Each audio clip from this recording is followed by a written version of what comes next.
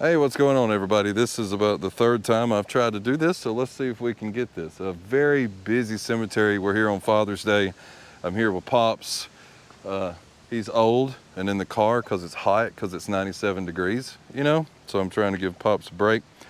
We're here at Afton, Missouri, which is just outside of St. Louis, technically it's in St. Louis, at Resurrection Cemetery, and we're here to visit and pay respects to one of the greats of wrestling. That's how we would say it growing up, wrestling. And that's Freddie Blassie. He's one of the greatest. You couldn't get anybody. He's the blonde hair and the whole get up, right? So we're gonna walk around, we'll talk about his life, celebrate his life. We'll go visit the grave, right? And pay respects and all that. You'll see that at the end. And if this is your first time here, welcome. I hope you enjoy the video. If you do, please consider liking, subscribing, sharing, doing all those things. And if this isn't your first time here, welcome back. I hope you enjoy the video as well. Shouts out to the members. Thank you guys so much. Like I said in the Junior Johnson video a couple weeks ago, me and Pops were headed to do something, and this is the start of that series of just me and Pops going from grave to grave to grave and doing stuff and just whatever else I want to film. It's Father's Day, and we're just doing something. So we're out and about. It's been about a 8.5 hour drive today. We're both tired. And I thought, hey, we'd start with Freddie Blassie, because technically the way we come up, that's the first one that we got to that I would like to do. So that's why we're here. So I try to, I know it's been a long day and I'm a little tired. Gosh, I suck sometimes. So let's get to the video. We'll talk about Mr. Blassie. We'll celebrate his life and do all that stuff. Then we visit the grave, like I've already said. It's been a long day, so let's get to it. So Blassie was born Frederick Kenneth Blassie here in St. Louis, Missouri in 1918. So Blassie was an only child. However, his father was an abusive alcoholic, which prompted Blassie to stay with his grandparents whenever his dad would beat his mother, and his parents would repeatedly separate only to reconcile. And at the age of 13, after his dad had beaten his mom again, Blassie threatened his father with a baseball bat. Instead, he lived with his aunt for 6 months until his mother asked him to return home. He graduated from McKinley High School and began work at a meatpacking plant. He also began boxing at the same time at a local community center, and he won a heavyweight championship title. However, he became increasingly interested in wrestling. As wrestlers became familiar with him, they began teaching him the holds. His first public wrestling match was a shoot fight, which he accepted, hoping to impress a girl that he brought to the show. So a shoot fight is like unplanned. Blassie's famous pencil neck geek catchphrase originated early in his career while describing a fellow carnival performer who appeared in a geek show. The performer consisted of one single geek who stood in the center ring to chase live chickens. It ended with a performer biting the chickens' heads off and swallowing them.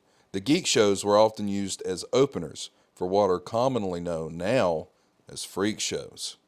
It was a matter of pride among the circus and carnival professionals not to have traveled with a troupe that included geeks.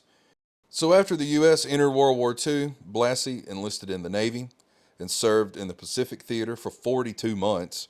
He achieved the rank of petty officer, second class, before he was discharged.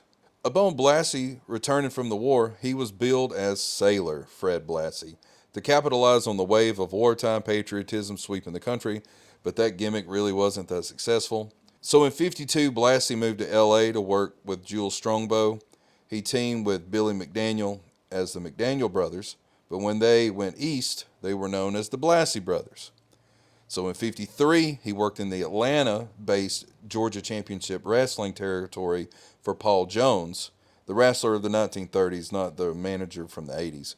While there, he won the NWA Georgia Southern Heavyweight Championship, the holder of which was generally first in line to challenge the NWA World Heavyweight title whenever he passed through that territory.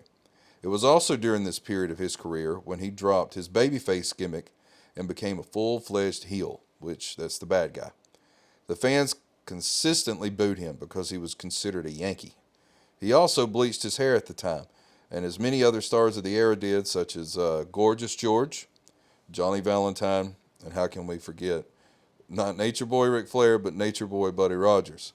He was often billed as the vampire during this time because he would bite his opponents, and during his promos he would file his teeth. On June the 12th of 61, Blassie defeated the Flying Frenchman in a best-of-3 falls match for his first WWA World Heavyweight Championship. During this title reign, in another match, a fan threw acid on his back, and he had to return immediately to the locker room to wash it off. Over the course of his career, he was also stabbed 21 times and lost vision in his right eye after being struck by a thrown hard-boiled egg. In the early 1970s, Blassie turned face, or became a good guy, since so many fans were cheering his famous antics. While there, he had a feud with Soul Man Rocky Johnson, the Sheik. One of the most famous feuds took place in Southern California in 1971 against Tolos.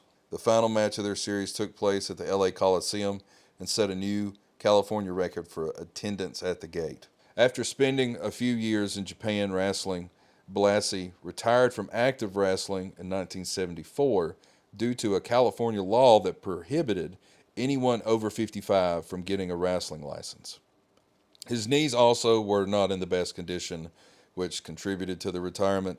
Afterwards, he became a manager for the Worldwide Wrestling Federation and its incarnation, the World Wrestling Federation. He performed for that promotion until his full retirement from wrestling in 1986. Because of his close relationship with Vince McMahon Sr. and his family, Blassie remained on the WWF payroll until the day he died. He sporadically returned to make brief appearances following his retirement in 1986, mostly in produced video packages hyping the new generation of wrestling. On June the 2nd of 2003, Blassie passed away of heart and kidney failure at the age of 85, and he was cremated in New York, and he is buried, well, his ashes are spread here, which is supposed to be where his mom and dad are. So you can see there's the Anna right there and Eli. Yeah.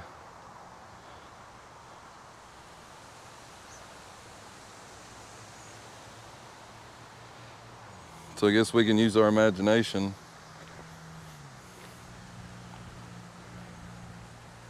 And see that he's right there. Or it's supposed to be anyway.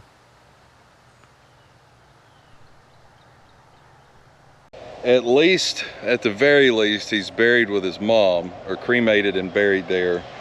And if you look on Find a Grave, it shows his dad, you know, the guy that was a piece of crap that beat him, is buried on the other side. So that's a good thing. It's the first that I've been to where it's a cremation and buried on somebody else's grave. I think that's a first out of all these videos that I've done. So that's kind of cool, I guess. Yeah, so like I said earlier in the intro, me and Pops are on a trip.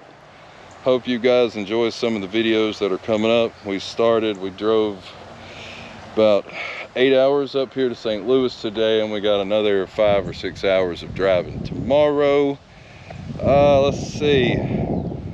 I think that's about it. It's been a long day. I thought we'd come pay respects to Mr. Blassie, wherever he may be. At least we'll just honor him anyway. So I hope you guys enjoyed it. Thanks again for watching. I do appreciate it. And you never know what you'll find on the back roads. I'll see you guys next time. Pops is too lazy to get out of the car, but he would say thanks for watching too. So yeah, see y'all next time.